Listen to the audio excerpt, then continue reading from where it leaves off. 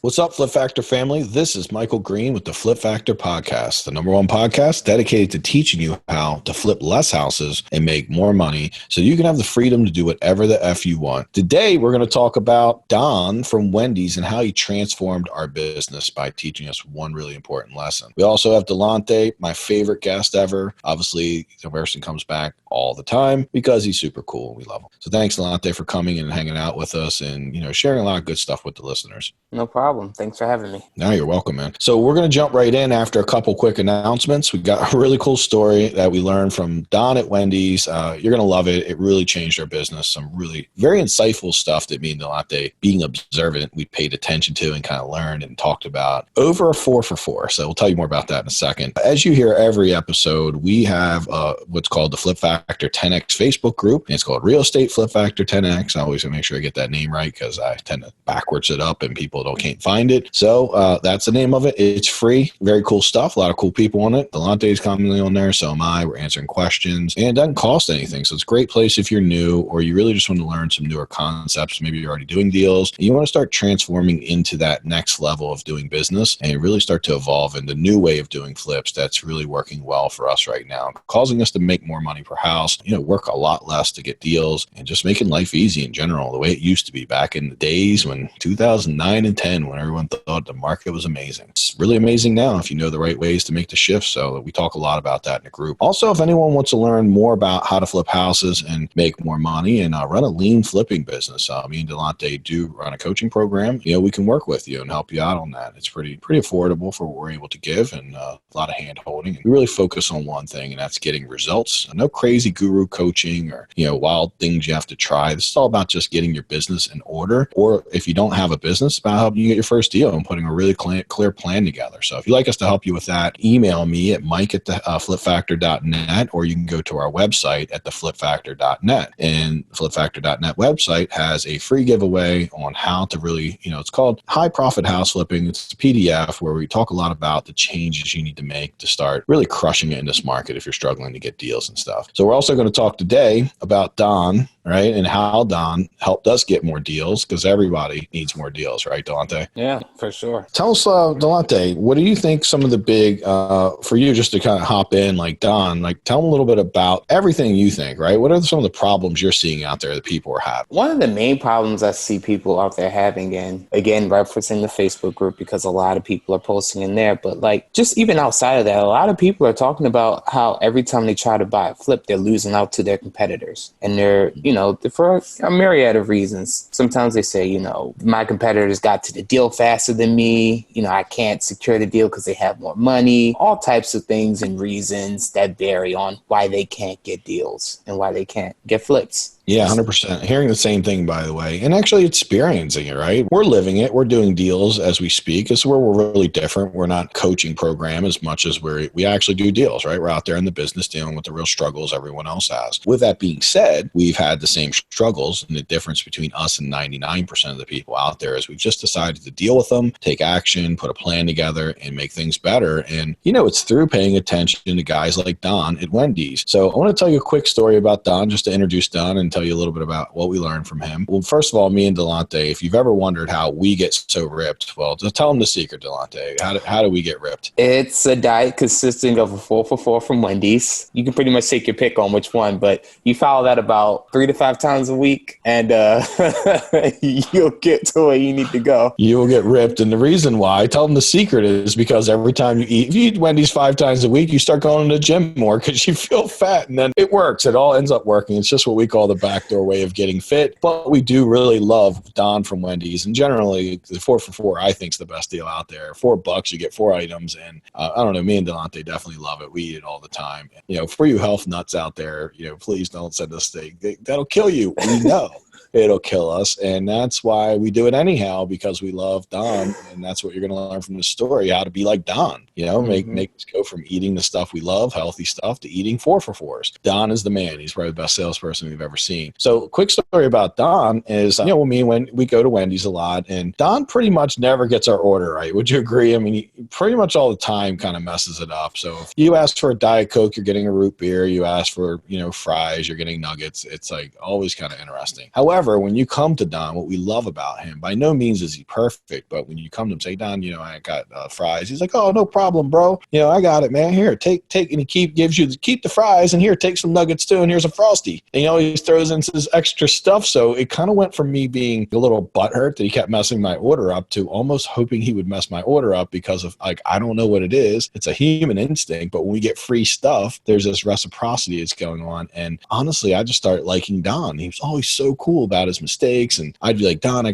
can I get one of the free, you got there's a little dollar card where you can get free Frosties for a year, and they're like little teeny Frosties. I'd be like, yeah, can I get one of those? And he'd be like, here you go. And it'd be in this huge, extra large soda cup. And he would just give me 10 times the Frosty amount. And that's how we ended up going to the gym, because I felt like I couldn't walk after I ate that. Don would always hook us up, right? I mean, Don was always taking care of business with us. The result of Don being that way and going above and beyond and really treating his customers with a higher level of respect and doing things a little bit differently, a little bit better than, say, other places, was that every person that walks in is like, hey, Don, when Don's not working, we've seen people consistently walk in one after the other and be like, where's Don? This is just some dude that we actually happen to know him from Brooklyn, where I grew up, and he's kind of a character. He's in his 50s, he's been in some trouble. Definitely me and him know each other from the hood a little bit, so he's kind of a wild dude, but he's a cool dude, right? I mean, he's reforming his life, he's doing some cool stuff, he's working at Wendy, he's probably part of his work release program for all I know, but he's a good guy in general. I think that everyone just likes Don, right? And I want to be more like Don. When I was telling Delante, I was like, dude, I want to be more like Don. How can we apply that to our business? And eventually we realized, okay, are we going above and beyond? And what are the scenarios that we can take it to the next level and really give that high level of service that our competitors are not giving, right? So what is McDonald's giving, Taco Bell? What are they doing? Now, Don at Wendy's is taking it to that next level. And that Wendy's that Don works at is the busiest Wendy's I've ever seen. And it didn't used to be. I think if they fired Don one day, for giving away a free Frosty or something, they might be in trouble. Don is a big piece of that business. People love him, right? They might be out there picketing, bring Don back. They love Don, right? You agree? It's funny because out of all the fast food, I've been to a lot of fast food places in my life. Out of going to McDonald's, Burger King, Chipotle, anywhere in the world, I can only say the only person I know that works at a fast food restaurant that's outside of my circle of friends is Don from Wendy's, because he's kind of a local, he's kind of a celebrity at Wendy's, right? People come in there and know who he is because of just his ability to over deliver on his mistakes. He's not the best cashier. That actually works for him because he's able to use that, and his ability and his dedication, really his willingness to go above and serve to the next level to really make the customer, one, satisfied, but two, want to come back for more. I'm sure he's creating repeat business by him messing up the orders and stuff. Yeah, strategically, he's made the best of the fact that he's not that detail-oriented. And honestly, think about all of us when we're running around trying to be perfectionists and be perfect. And if you're a perfectionist, house flipping will drive you insane. Because honestly, I don't care how good you are at house flipping, there's going to be a lot of changes on the fly. There's going to be a lot of moving parts. And there's, it's an imperfect business. Our job is to be able to, in our equation of how we flip houses, to account for the fact that there will be variables, right? There will not be a very straight path on every flip. There's going to need to be variables and things you have to add in and figure out. And, there's going to be things that don't go right. How you handle them will be the hallmark of whether you're a successful flipper or not. So Don really offers up an amazing lesson of being imperfect, which we often will find it's kind of impossible, not even a real thing. We're all imperfect in many ways. And then making the best out of it. So that's what Don does. The question I have for a lot of the listeners is, how are you going above and beyond when you're dealing with prospects, you're dealing with motivated sellers, you're dealing with the MLS, wholesalers? What are you doing to make yourself not worse than your competitors or even the same, but what are you doing to make yourself way better than your competitors? You're I just want to work with Delante because that dude's awesome. Every time we work with him, it's a great experience. What is that, right? Let's give some scenarios, Delante. Let's talk a little bit about the MLS going above and beyond. So that's obviously a big subject always for us. Yeah, I mean, with the MLS going above and beyond, the main, person that you have to get on your side, as we know, is the agent. With the MLS, the agent is going to be the one that's really going to get you closer to the deal. And so many investors just think from this perspective of, I want to make money on my deal, so I'm going to do this, or, I'm an agent, so I'm just going to make the offer myself. And they're not really thinking in terms of the other players in the deal on the MLS. How are you making it easy, and how are you getting the agent on your side to get you to the deal? Yeah, we have a very specific process that's been crushing crushing it for us and is taking the MLS, which I felt like a couple years ago was pretty much done. I had this belief that the MLS wasn't working anymore. And I made a handful of shifts, and now it's crushing it in a way I've never thought possible. I mean, every year we're getting double-digit deals from the MLS. And I mean, what I mean by that is over 10 deals a year from the MLS, and in a very competitive market next to DC. So I wouldn't say we're in like a, an easy market for sure. And we have a lot of people who are learning the wholesale. So we have a lot more competitors than probably almost any market out there. The fact we have a lot of coaches teaching people how to get out there and talk to people. And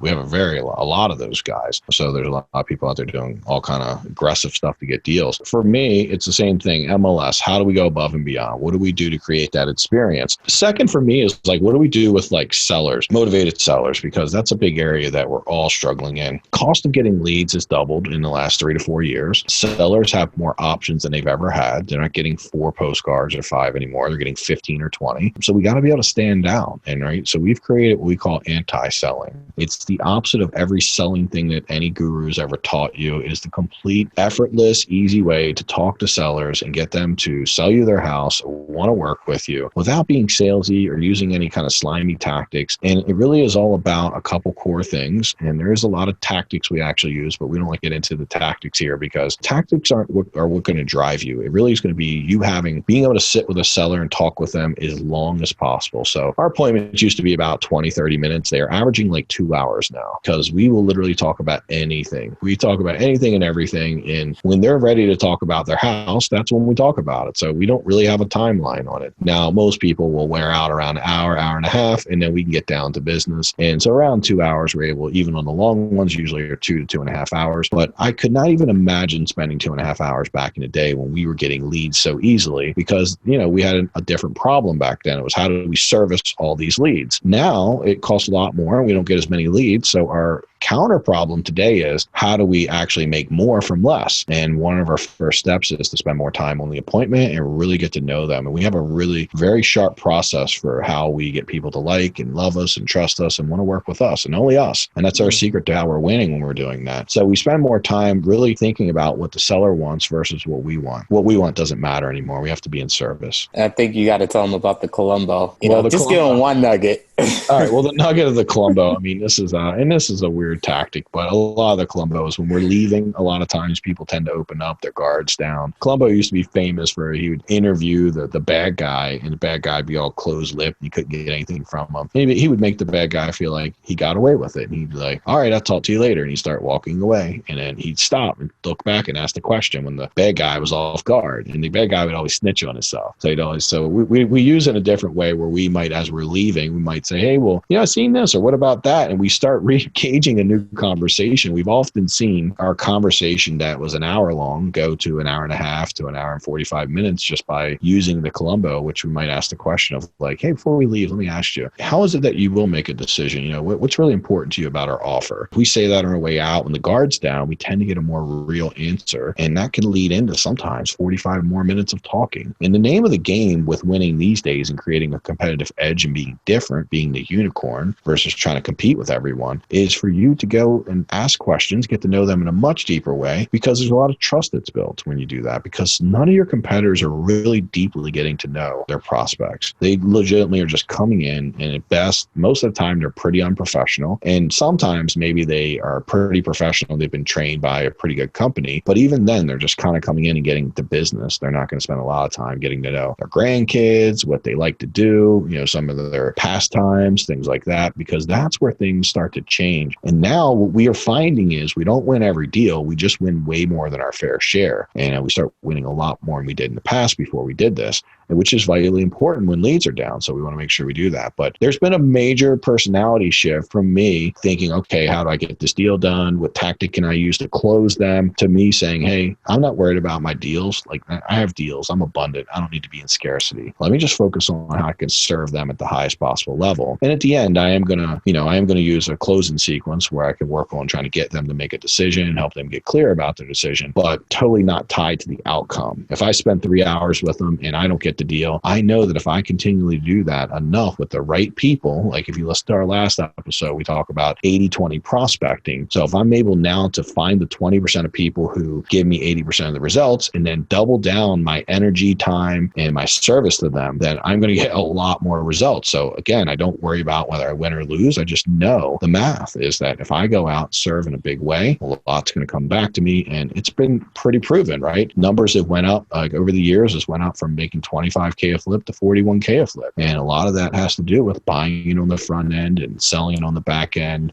building rapport. It's just my ability to be better to others and communicate at a higher level. Now, that's not always been easy for me, Delante. I always tell him this story, but for many, many years, I'm scared to get on the phone. My natural personality, I kind of don't like to talk to strangers and talk with people. So kind of funny I'm doing a podcast, funny that I do a lot of speaking and coach a lot of people. But I do enjoy talking to people about things I love. But if we were going to talk about something I don't understand or I don't like, then I probably have a little bit of a struggle with, I'm not the party animal that's, shooting down the ice chute and playing beer pong off my stomach. It's just not me, right? I'm not that outgoing. With that being said, I've had to learn to be a better conversationalist so that I can build rapport with people and get them to open up and share with me so I can learn to serve them at a higher level. Because if I understand what their true needs are, I can structure a deal that makes a lot of sense for them. And almost always will make sense for me too, because they're open and they're willing to allow me to get a pretty good deal in their house as long as I hit the check marks of what they need. Because see, that's the trade-off. People want convenience, they want trust, they want this process to be simpler. And if we can do that, they're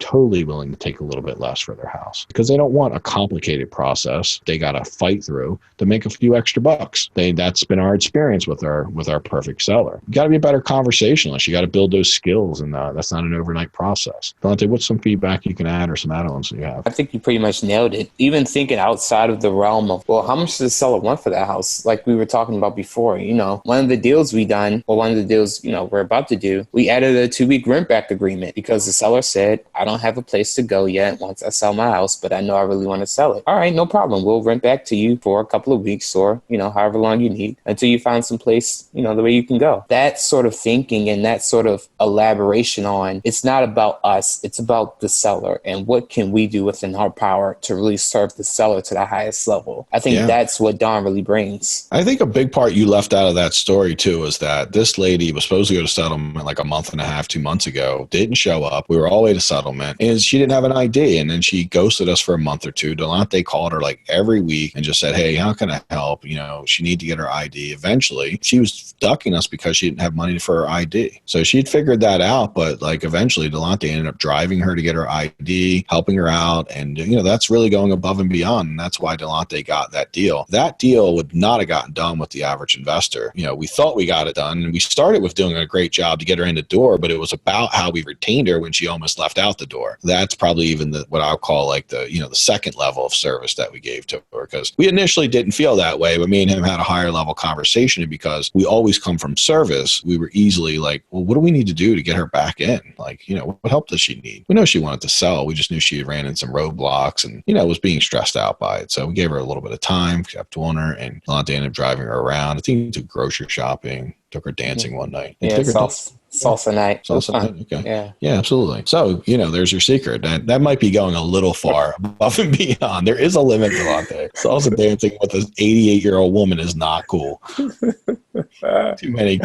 calluses, buttons. All right, we're moving on. So let's talk a little bit about what the result is once you make this shift. The result that we've been seeing is really more deals. MLS started working again like magic. Motivated sellers, desperate to sell to us. We'll consistently get people calling and saying, I know you made a $150K offer, and we got this other offer. We really want to work with you. Can you meet it? And most of the time, because they want to work with us so badly, like if they say we got 160K from someone else, and I just don't want my brothers and sisters to be mad because I took the lower offer. A lot of times we can give 155 and make the deal work. But if anything, the win for us is not whether we get the deal or not. It's just that we got someone to trust and like us enough to give us an opportunity to still buy the deal and not lose it over, say, a couple grand to 10 grand. Sometimes the deal still makes plenty of sense. Sometimes it doesn't. So there is often we just have to say no. But I love getting that call because now I'm in power, right? I get the opportunity to say yes or no. The thing I hate is when they don't call me and they sell it to someone else for $2,000 more. I don't know a deal I couldn't have paid $2,000 more. If you can't pay $2,000 more, it's not a deal. You probably were paying too much in the first place. So I really get a little bit of butt hurt when I feel like I have not done my job at the highest level, when someone doesn't trust or like me enough to give me the opportunity to pay $2,000 more or $5,000 or $10,000 more. Even I just want to be in their inner circle enough that they want to run it by me, if that makes sense. And honestly, if someone comes in at $20K more, it's a really solid offer and it's a cash buyer and someone that's serious, because I've earned that trust, I'm usually very honest with them. Like, hey, this is a really good good offer. I would probably follow through with this. If something goes wrong, I'm here.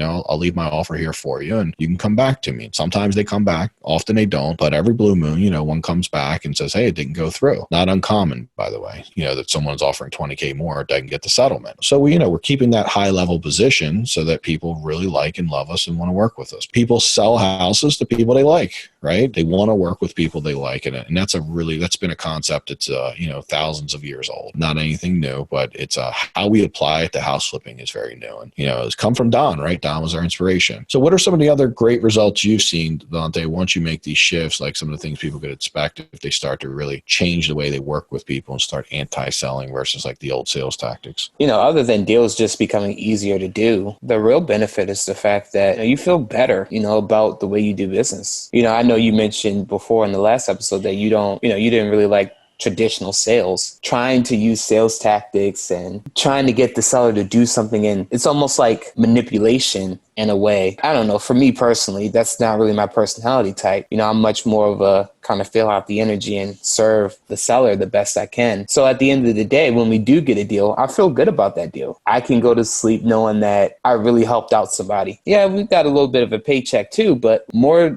than that, you made a positive impact on someone's life. They're going to remember you for that. Yeah, we say this all the time because people are like, well, why do people sell to you so cheap? And like, I've never remembered a settlement where someone wasn't extremely happy with us, gave us hugs and loved us because of that deep connection and our willingness to go above and beyond. And I agree with Delante completely. The whole sales thing has always felt weird for me. I just had to do it because I didn't know anything else. And so it was almost like I was always learning something that, I felt like I had to do, but never really loved doing it because it always left me feeling like, like I was selling my soul to make some money, which I'm not against. I might sell a little piece of my soul. When you're broke, you'll sell your soul to make some money. But man, isn't it so much better if you don't have to do it? I mean, isn't it amazing when our purpose and making money aligns versus selling our soul to make some money? Like we go to a 9 to 5, you better believe you're selling your soul to make some money, right? It is grueling if you don't love what you're doing because there's a lot of people doing a 9 to 5 right now, sitting in their cubicle, maybe even listening to this, wishing they were doing something else. And you're selling your soul for money. And yes, I've sold my soul for money to have success in house flipping. And when I figured this out a couple years ago and made this shift,